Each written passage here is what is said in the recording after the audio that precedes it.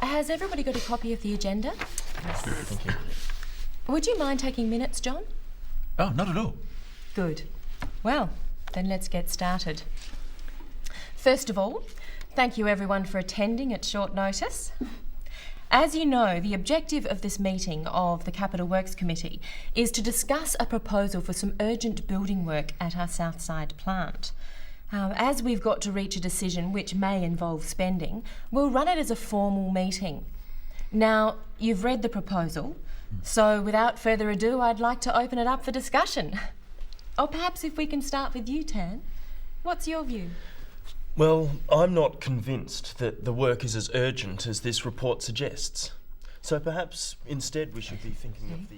So, to sum up, I think we are all aware that some urgent work does need to be done, and we will need to work on a longer-term plan for a major refit. Well, if there's no more discussion, we'll put it to a vote. We are recommending that tenders be called for the urgent work needed. All those in favour? All those against? Then that's agreed. Any other business? Then we'll close the meeting. Thank you, everyone. The next meeting will be in 2 weeks at the same time.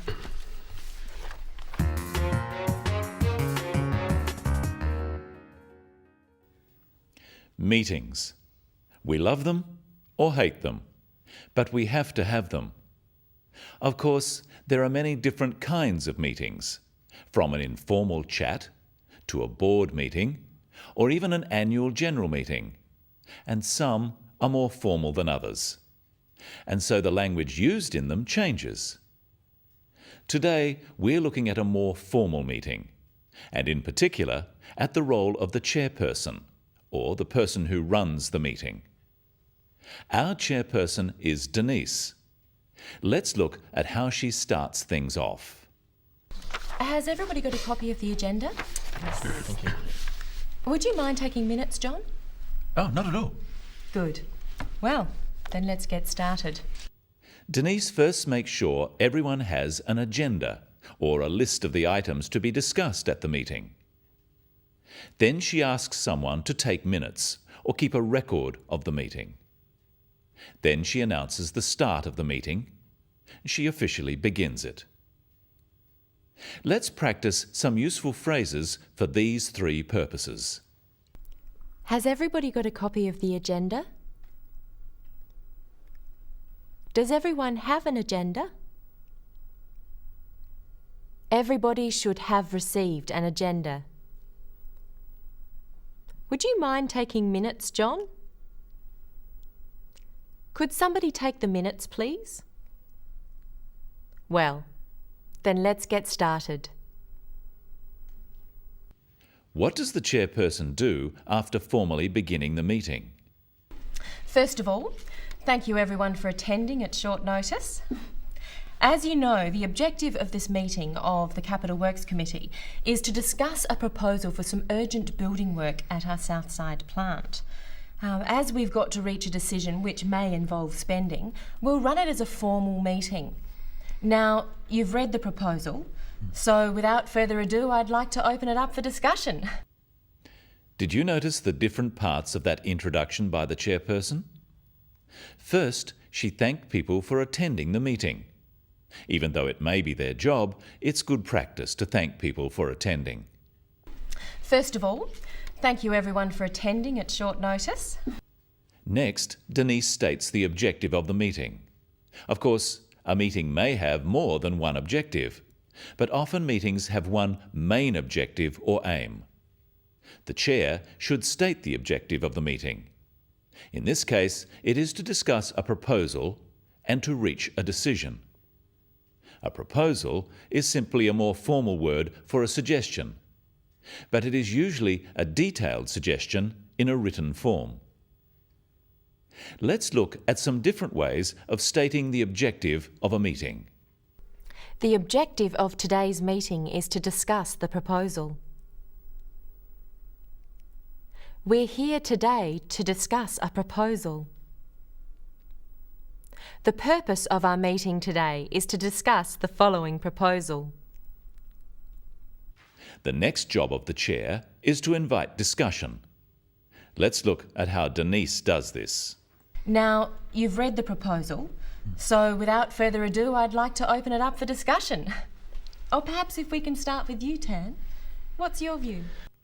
Denise says, without further ado, I'd like to open it up for discussion. Without further ado just means without any more procedure.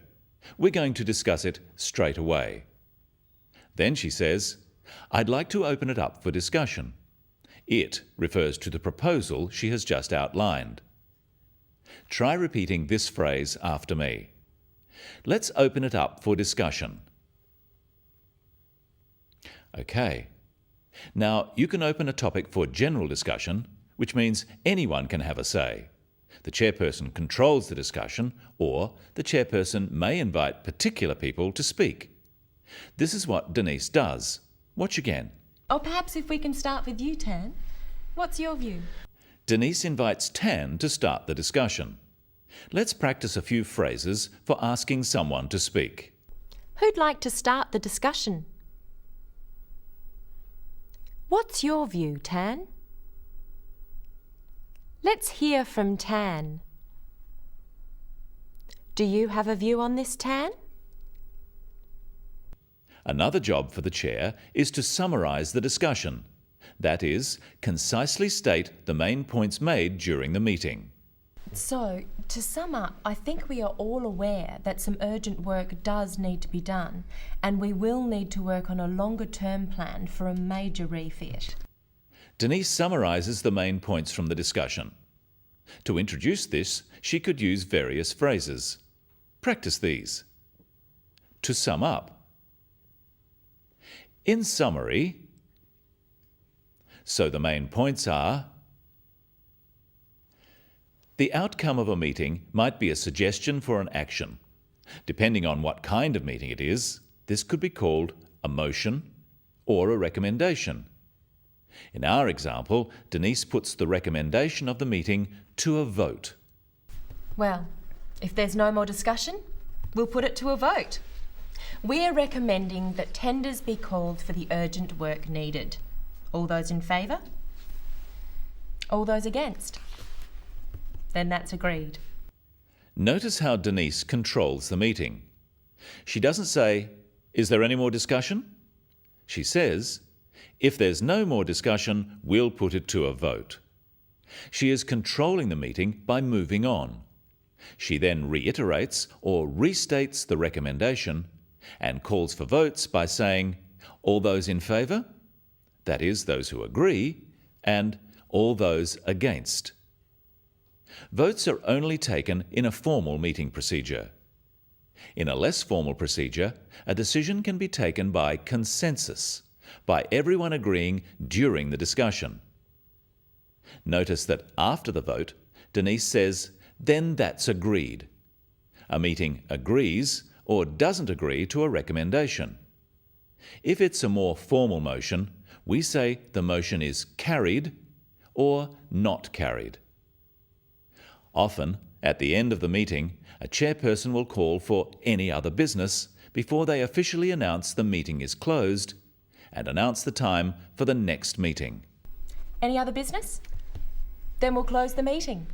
Thank you, everyone. The next meeting will be in 2 weeks at the same time. Remember, whether you use formal or less formal language depends on the formality of the meeting. Whether it is a board meeting with a chair or an informal meeting involving discussion. The chair has the job of opening and closing the meeting, controlling discussion, asking for a vote where necessary, and summing up the result of the meeting. Finally, remember that the chair is usually called the chairperson. But when addressing that person, they can be called Madam or Mr. Chairperson, or Madam Chair, Madam Chairwoman, or Mr. Chairman. Well, as there's no other business, I'd like to close today's episode. See you next time.